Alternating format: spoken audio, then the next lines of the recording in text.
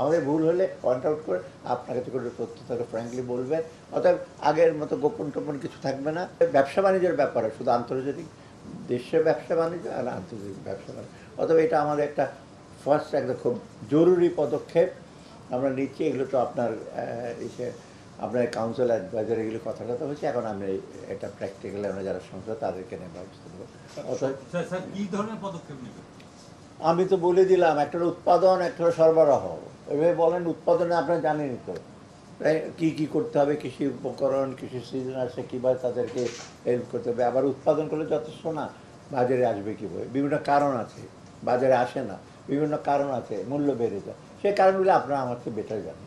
কিন্তু মাননীয় উপদেষ্টা, এর অতীতে আমরা দেখেছি যে সিন্ডিকেটের কারণে নাকি এই যে দ্রব্যমূল্য বাড়ে প্রতি সময়, সেগুলো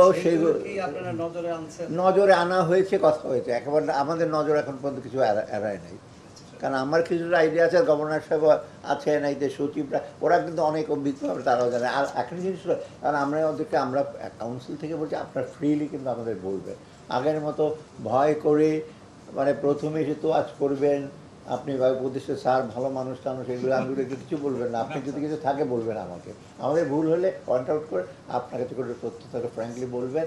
অর্থাৎ আগের মতো গোপন টোপন কিছু থাকবে না।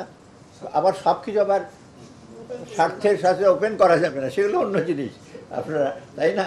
ওগুলো তো ওপেন করা যাবে না। আমরা কি ডিসকাস করি ক্যাবিনেট মিটিং এগুলো, বা কিন্তু আপনারা ফলটা যাতে, আমি এক্সাম্পল দেয় যে গভর্নর নিয়ে কত রকম স্পেকুলেশন, একটা গভর্নর অ্যাপয়েন্টমেন্ট দিতে কিন্তু অনেক আইনি ব্যাপার আছে। আপনি 3 দিনে ওয়েব সলভ দেখেছেন তো, তাই না? কী করেছে, আমি তাড়াতাড়ি করেছি, প্রধান নির্বাচনের কথা বলছি, ক্যাবিনেট মিটিং ডিসকাস করেছি, মহামান্য রাষ্ট্রপতি কাছে, এগুলো অন্য সময় দিতও না, হয়তো আর 3 মাস লাগতো, কাকে দেবে না দেবে। আজকের বিষয়বস্তু গভর্নর মহোদয় কিছু বলবেন।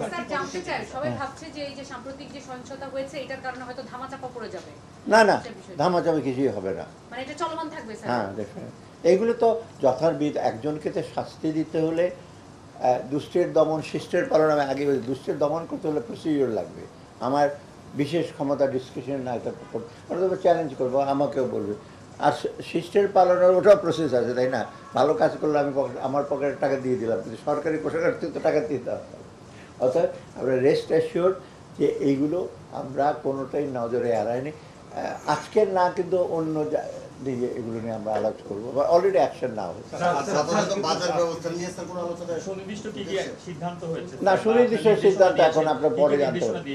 না, নির্দেশনা আমি বলি যে উৎপাদনের ব্যাপারে যা যা করা দরকার, কৃষি মন্ত্রণালয়, শিল্প, এখানে সার, অন্যান্য জিনিস আছে কী কী ইনভলভ, তারপরে ইনপুট লাগবে, তারপর একটা বাজার যে যখন করবে তাদের যারা উৎপাদন করে তাদের সুবিধা অসুবিধাটা দেখবো, তবে আলটিমেটলি আপনার কাছে যেমন পৌঁছায় তখন সেই চেইনটা, মানে পুরো সাপ্লাই চেইনটাই তো ইনভলভ।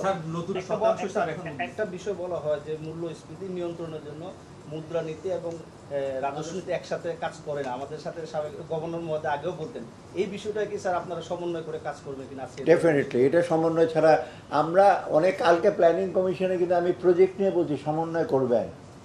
যেমন একটা রাস্তায় এলজি করে, আবার 2 দিন পরে আবার রোজন হাইজের লোকগুলো ওখানে আমি করবো। যাই হোক, এইগুলো কিন্তু ডিটেল আমি কিছু জানি। এগুলো এই সমন্বয় হেটাতে জন্য অর্থের অপচয় আমরা রোধ করতে হবে, আর অর্থের সুষ্ঠু ব্যবহার, সেটা দেশীয় সম্পদ হোক, বিদেশ থেকে ধার করা হোক, এই দুইটা কিন্তু আমাদের ক্রাইটেরিয়া। অপচয় করবো না, এবং এটা তো এত হিসেবে করা যাবে না। মোট কথা তাদেরকে বলা হয়েছে নির্ভয়ে কোনো যদি সীমাবদ্ধতা থাকে আমাদের বলবেন, আমরা সলভ করবো। আগের মতো কোনো রকম যেন ভয় ভীতির ব্যাপারে বা কোনো রকম কোয়ার্সিভ মেজারের ব্যাপারে তারা না করে। ডেফিনেটলি, হ্যাঁ, ওই তো উত্তর দিলাম। আর না,